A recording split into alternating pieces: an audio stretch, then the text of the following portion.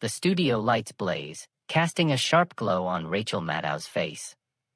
For years, viewers have known her as the unflappable anchor, the voice of reason in a world gone mad. But tonight, something is different. Her eyes flash, her jaw tightens, and her voice, usually measured, almost soothing, rises, slicing through the air with a force that startles even her most loyal fans. Congresswoman Crockett, are you seriously suggesting that the facts don't matter here? Maddow's words echo, her disbelief palpable, her tone teetering on the edge of outrage. The control room holds its breath. On social media, the chat explodes. Did Maddow just lose it?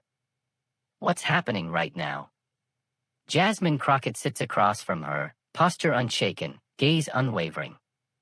She's been underestimated before by pundits, by politicians, by the very system she now helps to govern. But tonight, she's not here to play defense. She's here to speak truth, no matter how uncomfortable it makes the room. A beat of silence. The tension is electric, the kind that makes viewers lean in, afraid to blink. Maddow's challenge hangs in the air, daring Crockett to retreat, to stumble, to fold under the pressure of a national audience and a legendary interrogator. But Crockett doesn't flinch. She leans forward, her voice calm but resonant, every syllable deliberate. Rachel, with all due respect, the facts are exactly why I'm here. But when the facts are weaponized to silence the people who look like me, who sound like me, who fight for the communities I come from, then it's not just about facts. It's about whose truth gets to be heard. The studio falls silent. For a split second, even Maddow is speechless. Then, as if on cue, the internet detonates. Clips of Crockett's words ricochet across Twitter, TikTok, and Instagram. Hashtags surge. Memes are born. The moment is already viral, a flashpoint in the culture war, a rallying cry for those who've waited too long to see themselves reflected in power. Will Maddow go too far? Can Crockett hold her own? The questions hung in the digital ether, unanswered and electric. This was more than a debate. It was a referendum on who gets to shape the narrative, on whose truth is allowed to stand unchallenged. The issues at the heart of the argument, systemic injustice, representation, the weaponization of facts, were not abstract. They were personal, visceral, and urgent. For every viewer who had ever felt invisible, for every immigrant who had been told to go back, for every young activist who had been dismissed as naive, this moment was a test of whether America could finally make room for all its voices.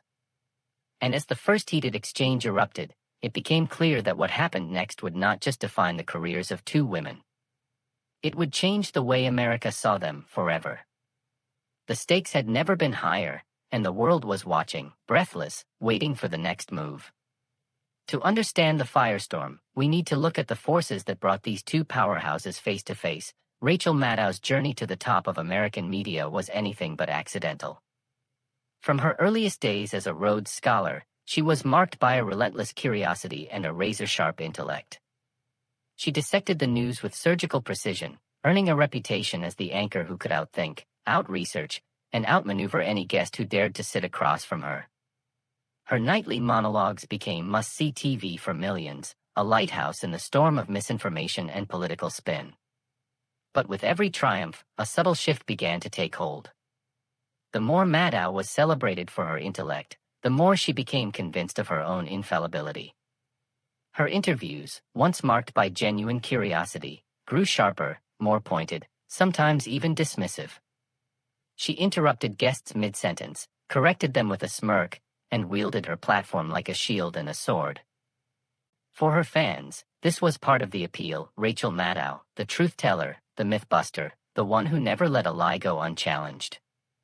Yet, beneath the surface, cracks began to show.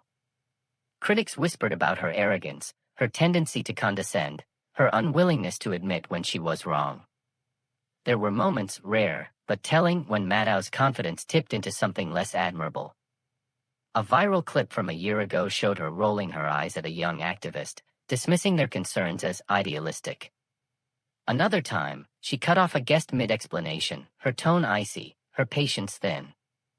The internet noticed. Is Maddow losing her touch? Some wondered. Or is she just showing her true colors? Still, Maddow's star only rose. She became a fixture at political conventions, a trusted voice during national crises, a gatekeeper of progressive orthodoxy. Politicians feared her questions, pundits envied her reach. She was, in every sense, a media titan, untouchable, unassailable, and, perhaps, a little too comfortable in her throne. But comfort breeds complacency. And in the echo chamber of cable news, it's easy to forget that the world outside is changing. New voices are rising, demanding to be heard, refusing to play by the old rules. Maddow, for all her brilliance, had grown used to being the smartest person in the room. She was not accustomed to being challenged, certainly not by someone like Jasmine Crockett, whose very presence threatened to upend the established order. The night of the debate, Maddow's confidence was on full display. She prepared meticulously, armed with facts, statistics, and a list of pointed questions designed to put Crockett on the defensive. She expected a sparring match, but one she would control, as she always had. The studio staff watched her with a mix of awe and apprehension, knowing that when Maddow was in this mode, few could keep up. But there was something different in her demeanor, a flicker of impatience, a hint of insecurity. Perhaps it was the shifting political winds, or the growing chorus of critics who accused her of being out of touch. Perhaps it was the knowledge that, for all her power, she was still just one voice in a country hungry for change. Whatever the reason, Maddow's armor was not as impenetrable as it once seemed. As the cameras rolled, she leaned into her trademark style, probing, pressing, pushing Crockett to the edge. But with every question, every interruption, every flash of condescension, the audience felt a growing sense of frustration. Was this the Maddow they had admired, or had she become the very thing she once fought against? The line between confidence and arrogance blurred, and for the first time, viewers began to wonder if the gatekeeper was guarding the truth or simply her own power. But while Maddow commanded the spotlight, another voice was quietly gathering strength. Jasmine Crockett's story doesn't begin in the marble halls of Congress or under the glare of studio lights. It begins in the heart of Dallas, Texas, in a neighborhood where dreams were often deferred but never extinguished. Raised by a mother who worked double shifts and a father who taught her the value of speaking up, Jasmine learned early that the world would not hand her anything. She would have to fight for every inch. As a child, Jasmine watched her community struggle, families evicted, schools underfunded, neighbors overlooked by a system that seemed designed to ignore them. She saw the way her mother's voice softened when talking to authority, the way her father's eyes hardened when bills piled up. But she also saw resilience, block parties that turned into organizing meetings, church basements that became sanctuaries for the unheard, elders who told stories of marching, of standing tall, of never backing down. Jasmine was a listener first. She listened to her grandmother's tales of segregation, to her classmates' fears about police, to her teachers' warnings that girls like you have to work twice as hard. She listened, and she remembered. When she earned a scholarship to college, she carried those voices with her, a chorus of hope and warning. She majored in political science, not because it was easy, but because it was necessary. She wanted to understand the machinery that kept her people on the margins, and how to dismantle it. Law school was a battlefield. Jasmine was often the only black woman in the room, her questions dismissed, her ambition doubted. But every time she was told to tone it down, she remembered her mother's tired hands and her father's quiet pride. She refused to shrink. Instead, she found her calling in criminal defense, representing those who couldn't afford a voice. She stood beside clients who had been written off, who had been told their lives didn't matter. She won cases no one thought possible, not just with legal arguments, but with the truth of her clients' humanity. Her reputation grew. She became known as the attorney who wouldn't back down, who would stare down prosecutors and judges alike. But it wasn't just about winning cases, it was about changing the narrative. Jasmine spoke at rallies, mentored young activists, and challenged city officials to see the people behind the statistics. She was relentless, but never performative. Her authenticity drew people in, her courage inspired them to act. When the call came to run for office, Jasmine hesitated. She knew the cost. She knew the scrutiny, the late nights, the endless attacks. But she also knew what was at stake. Her community needed a champion, someone who understood their struggles not from a distance, but from lived experience. She ran a grassroots campaign, knocking on doors, listening to stories, promising to bring those voices to the halls of power. Election night was a blur of hope and anxiety. When the results came in, Jasmine wept, not for herself, but for every little girl who would see her and know that their voice mattered. In Congress, she quickly made her mark. She spoke truth to power, challenged the old guard, and refused to be silenced. She became a beacon for those who had been told to wait their turn, to be grateful for scraps. But the journey was never easy. Jasmine faced attacks from all sides, racist dog whistles, sexist dismissals, whispers that she was too much. She endured, not because she was fearless, but because she knew fear was a luxury her community could not afford. Every time she stood at the podium, she carried the weight of her ancestors, the hopes of her neighbors, the dreams of those still waiting for justice. Her authenticity became her armor. She didn't speak in sound bites, she spoke from the heart. She didn't posture for cameras, she looked them in the eye and told the truth. She made mistakes, admitted them, and kept moving forward. Her resilience was not just personal, it was generational, a testament to everyone who had paved the way. So when Jasmine Crockett walked into the studio to face Rachel Maddow, she was not just a congresswoman. She was the sum of every struggle, every victory, every lesson learned in the crucible of real life. She was ready, not just to defend herself, but to represent everyone who had ever been underestimated, overlooked, or silenced. And then, the moment arrived, the world watched as Crockett faced Maddow, ready to make history. The red light above the camera blinked on, and the world tuned in. Rachel Maddow, perched at her desk, wasted no time. Her first question was a scalpel, sharp, precise, designed to cut through any pretense. Congresswoman Crockett, you've been vocal about criminal justice reform, but your critics say your proposals are unrealistic. How do you respond to those who claim you're promising change you can't deliver? Jasmine Crockett didn't blink. She met Maddow's gaze, her voice steady. Rachel, I don't make promises I can't keep. What I do is fight for what's right, even when the odds are stacked against us. If we only aimed for what was easy, nothing would ever change. Maddow pressed on, her tone tightening. But isn't it dangerous to give people hope when the system is so resistant? Don't you worry about setting expectations too high? Crockett's lips curled into a knowing smile. Hope isn't dangerous, Rachel. Hopelessness is. My community has lived with broken promises for generations. I'm not here to sell dreams, I'm here to build a future where those dreams are possible. The exchange was electric. Maddow, used to guests who stumbled or backpedaled, found herself facing a wall of calm resolve. She shifted tactics, her questions growing more pointed, her voice rising just a notch. You've been accused of being divisive, of playing identity politics. How do you answer those who say you're making things worse?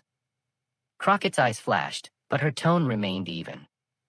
When people in power are uncomfortable, they call it divisive. When people without power demand justice, they call it identity politics. I call it telling the truth.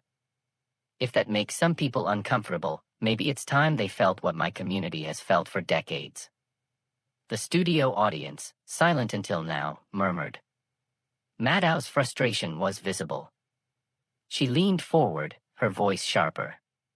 But Congresswoman, don't you think there's a risk in alienating allies? Isn't progress about building coalitions, not burning bridges? Crockett didn't flinch. Progress is about honesty. It's about naming the problem before you can fix it. I'm not here to make everyone comfortable, I'm here to make everyone accountable.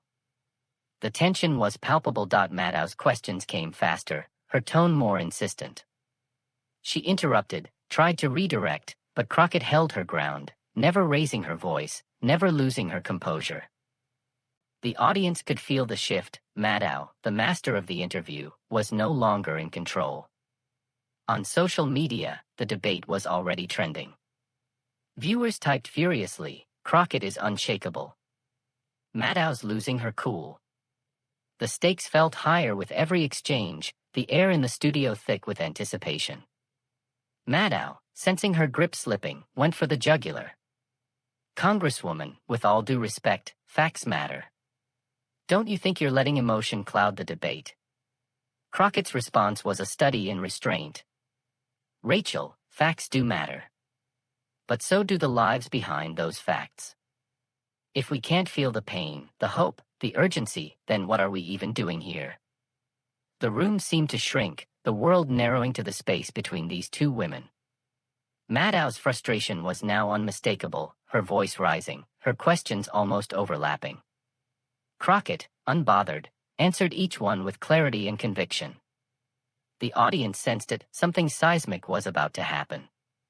The debate had become more than a clash of ideas, it was a test of wills, a battle for the soul of the conversation. But just when it seemed Maddow would overpower her guest, Crockett unleashed a response that no one saw coming. The tension in the studio was now a living thing, pulsing between the two women.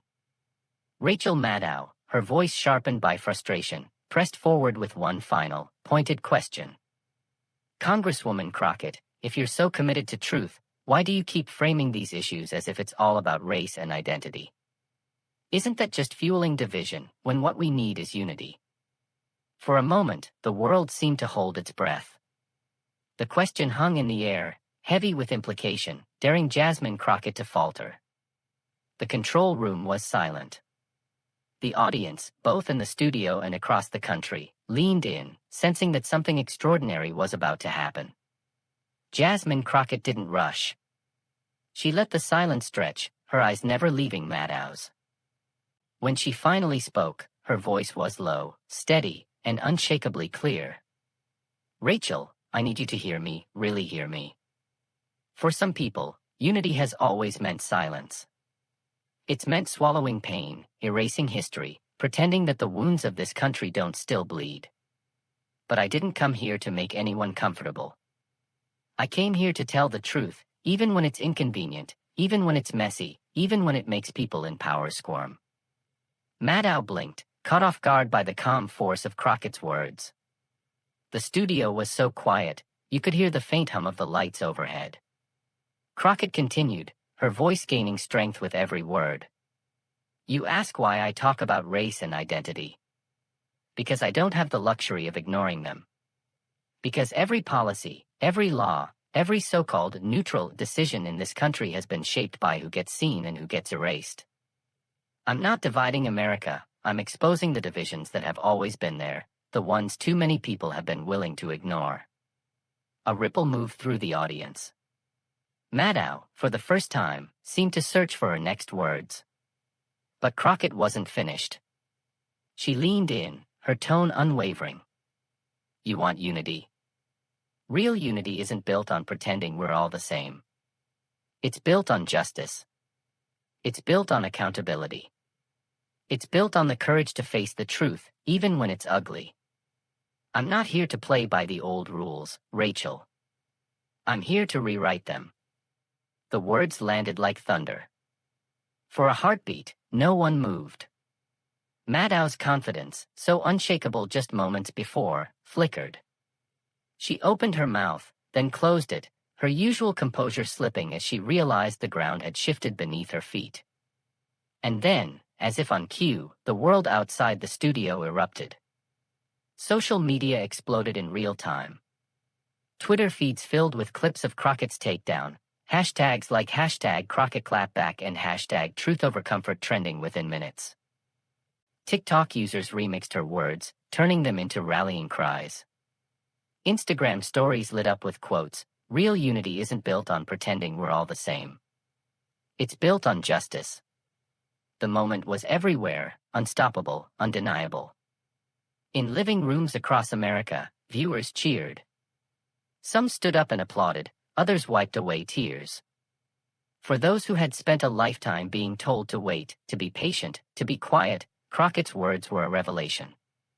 She had not just answered Maddow, she had spoken for millions. Back in the studio, Maddow tried to regain her footing. She attempted a follow-up, her voice a shade softer, but the energy had shifted. The audience sensed it, the control room sensed it, and Maddow herself sensed it. The power dynamic had flipped. Crockett, calm and resolute, had seized the narrative. Crockett didn't gloat. She didn't raise her voice or bask in the moment. Instead, she looked directly into the camera, her gaze steady. To everyone watching tonight, especially the young people, the immigrants, the folks who've been told their stories don't matter, I want you to know, your truth is powerful. Don't let anyone tell you to shrink. Don't let anyone tell you to wait your turn. This country is yours, too. The studio audience erupted in applause, some even rising to their feet. Maddow, visibly rattled, managed a tight smile, but the usual certainty in her eyes was gone. She glanced at her notes, searching for a way to regain control, but the moment had passed. Crockett's dignity, her authenticity, had cut through the noise and left an indelible mark. The internet's reaction was immediate and overwhelming. Commentators on both sides of the aisle weighed in. Some called it a masterclass in grace under fire. Others accused Maddow of being out of touch, of underestimating her guest. But the consensus was clear. Jasmine Crockett had not just survived the interview, she had owned it. Memes flooded the timeline. One showed Crockett as a superhero, Kate billowing, with the caption, "Truth Teller." Another depicted Maddow, stunned, with the words, "When you bring a knife to a truth fight." The moment became a cultural touchstone, a symbol of what happens when the old guard underestimates the new. But for Jasmine Crockett, it was never about going viral. It was about standing in her truth, about refusing to be diminished, about showing the next generation that dignity is not negotiable. She had faced down a media titan and emerged not just unscathed, but triumphant. The fallout was immediate, and the entire country felt the shockwaves. The moment Jasmine Crockett's words echoed through the studio, the world outside responded with a force that no one could have predicted. Within minutes, Twitter was ablaze. The hashtag Crockett clapback shot to the top of the trending list, outpacing even the night's biggest sports scores and celebrity gossip. Clips of the exchange flooded every corner of the internet, edited, remixed, and set to music. TikTok creators lip-synced her lines, while Instagram stories filled with screenshots of her steely gaze and the now iconic quote, "Real unity isn't built on pretending we're all the same. It's built on justice." Memes multiplied at lightning speed. One showed Jasmine Crockett standing tall, a superhero cape photoshopped onto her shoulders, with the words "Truth Teller" emblazoned across the bottom. Another captured Rachel Maddow's stunned expression, captioned, "When you bring a script to a soul fight." The internet, so often a place of fleeting attention, had found its new obsession. But it wasn't just the memes. The moment became a rallying cry. Activists and organizers reposted the clip, calling it the shot heard round the world for every silenced voice. Young people, especially those from immigrant and marginalized backgrounds, flooded Crockett's inbox with messages of gratitude and pride. For many, it was more than just a viral sensation, it was a validation, a long overdue acknowledgement that their stories, their struggles, their truths mattered. Crockett herself was inundated with interview requests, invitations to speak, and offers to collaborate. But she remained grounded, reminding her supporters that the fight was bigger than any one person. "This isn't about me," she tweeted. "It's about all of us who refuse to be silenced. It's about building a country where every voice counts." Meanwhile, Rachel Maddow faced a different kind of spotlight. Some viewers defended her, insisting she was simply doing her job. Others criticized her for underestimating her guest, for letting her frustration show, for failing to adapt to a new era of political discourse. The debate over Maddow's legacy intensified, but even her critics acknowledged that the night had marked a turning point. The ripple effect was undeniable. What began as a tense exchange in a television studio had become a cultural flashpoint, a moment that would be replayed, analyzed, and remembered for years to come. It was a reminder that the power of truth, spoken with dignity and conviction, could shake the foundations of even the most established institutions.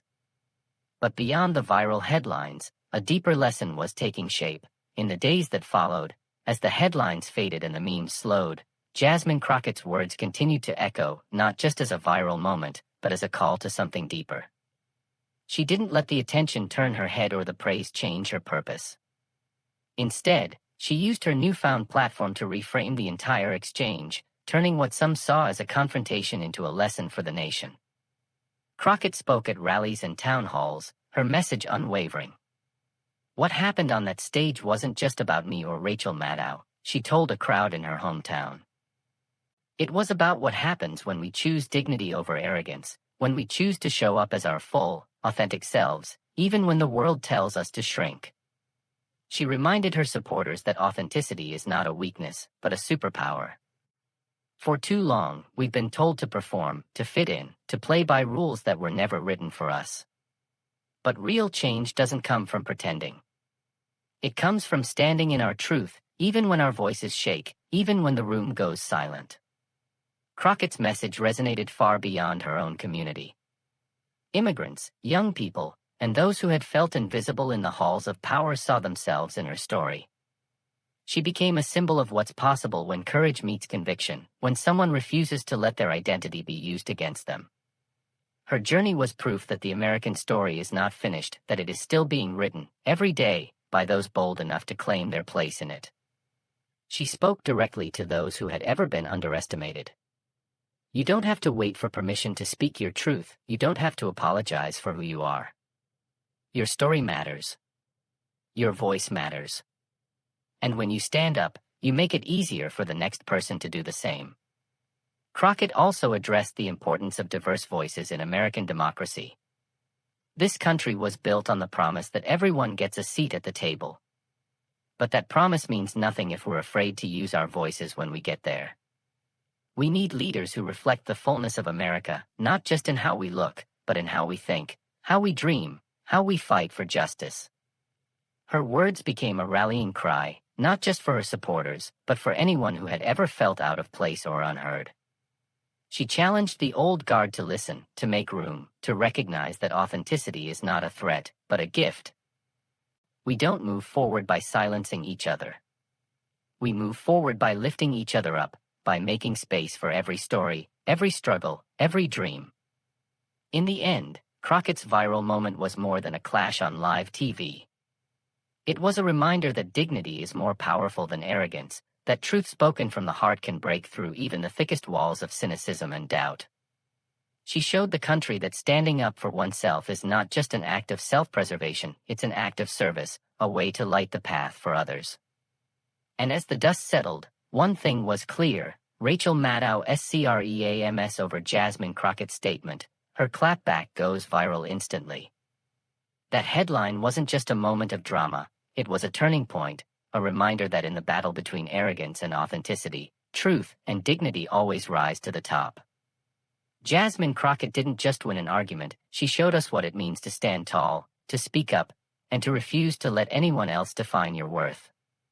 In a world where too many voices are drowned out by cynicism or dismissed by those in power, Crockett's courage is a beacon.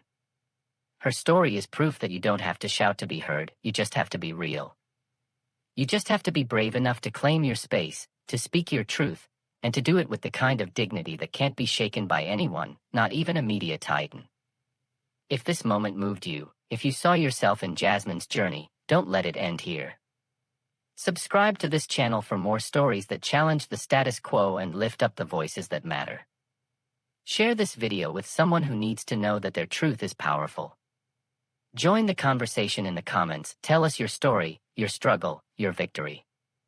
Because this isn't just Jasmine Crockett's story, it's a story for anyone who's ever been underestimated. What will you do next?